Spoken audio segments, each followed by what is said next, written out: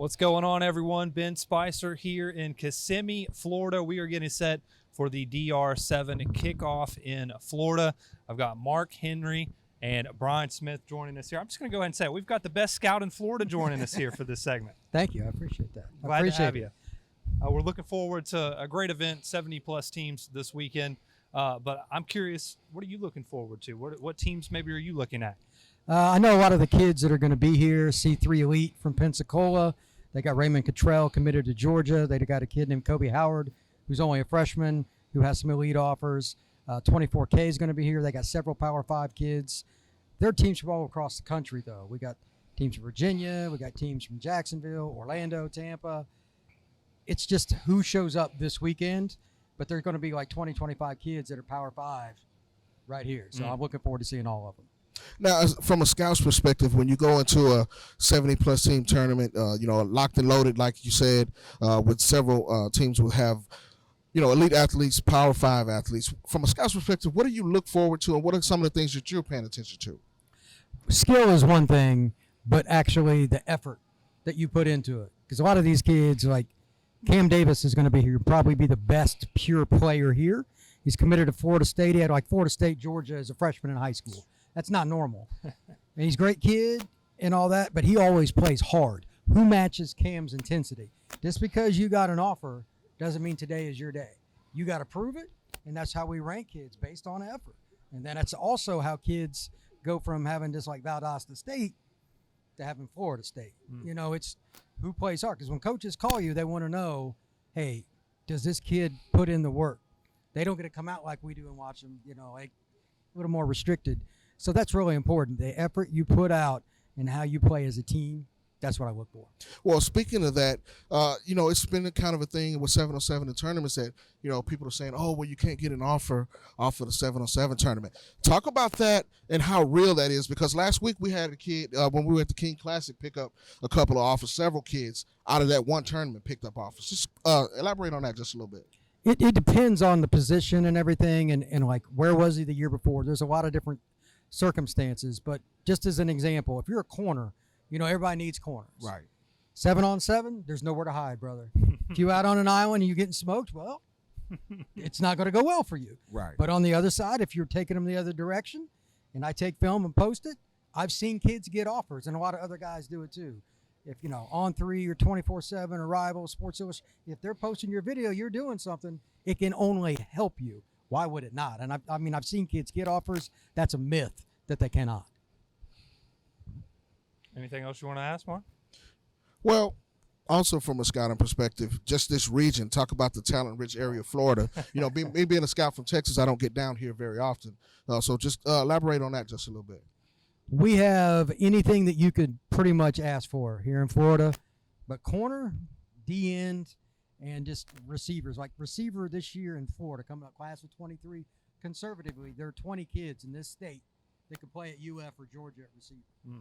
Just, physically in some kind of talent way. Now, whether they fit or they got grades and all, that's there, but it's insane. If you need skill talent, and of course, what do we do in 7-on-7? Skill players.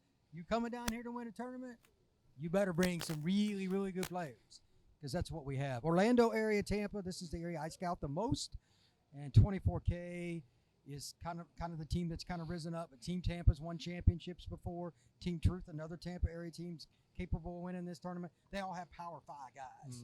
And if you don't bring some guys like that, you can coach to a certain point, but if you don't have Power 5 talent, you're not getting the trophy at this tournament. I am curious as well, because I know you've been at a lot of 7-on-7 events over the years, so I just want to put you on the spot a little bit. Maybe who are some of the best kids you've ever seen on the 7-on-7 side of things? Number one is Travis Hunter, and there is no number two to that. So let's get that out of the way right now. That it's not even close.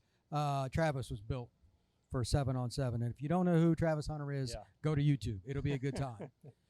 After that, it kind of depends on what you're looking for, but there are a lot of big receivers. Ajay Hall that played in the title game against Georgia, number 84 for Alabama, played at Team Tampa. He took it off the head of God knows how many guys over the last few years. He's one, but there's just the list. Cam Davis, the guy I mentioned, he's about 5'8", 5'9". I saw him at the top of the goalpost catch a touchdown in the back of the end zone last year. He had just finished his freshman year of high school. You know, the kind of athleticism you get here in Florida, Georgia. He's from Albany, Georgia. It's incredible. So I don't want to single out any one kid, but the list is long. Maybe the best other guy that I can think of would probably be a Texas kid. Try to be back. There's Travis right there. Good job by that. Well done, Travis. The guy right there next to him is probably the best overall player that I've seen. 'Cause I've seen him so much. That's Brandon Ennis behind him. He plays at American Heritage, 5-star player. And Brandon is an elite player at free safety, at receiver, and he played some quarterback for his high school team this last year because they had nobody. The guy got hurt. Kids that are versatile, I trend towards him. Travis played both ways, by the way. Yeah. So those are some of the kids. Now, for kids coaches who might be watching, how do they follow along and read your work, your evaluations? I run a site called Inside the Knights on Fan Nation, powered by Sports Illustrated. Just type in Inside the Knights to go to the website.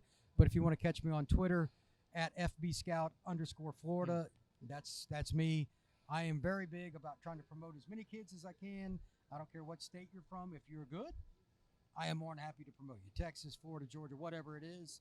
You know, we get PA teams come down here. You got somebody good, I'll post it. I don't care. Can you play? That's the bottom line. I just want kids that can play. Now, before we get out of here, since you're from Florida, I got to bring this up. What's the best state? Now, we're from Texas, and we kind of brash about our football. Come on, man. You've been all over. Give me your best shot. Which state runs football? For 7-on-7, I like Texas. Oh. Because it started and they put the most money into it. Okay. It depends on what position. Like quarterback, that ain't what Florida does. Well, you guys got the quarterback thing now. And I yell at my Florida coaches, but we got to get quarterback going. I'll take corners over anything. Yeah. Right here. Yeah. So it just depends on the position. But Texas football does it right with the stadiums and all that. It's my favorite state to visit because when I come, they roll out the red carpet and it's a good time. They feed me and everything. I love it. So I'm probably going to come see you guys a lot in the fall. Absolutely. Hey, looking forward to that. Brian, thanks for joining us. For Mark Henry, I'm Ben Spicer. Thanks for tuning in here to another segment on DR7. Thank you.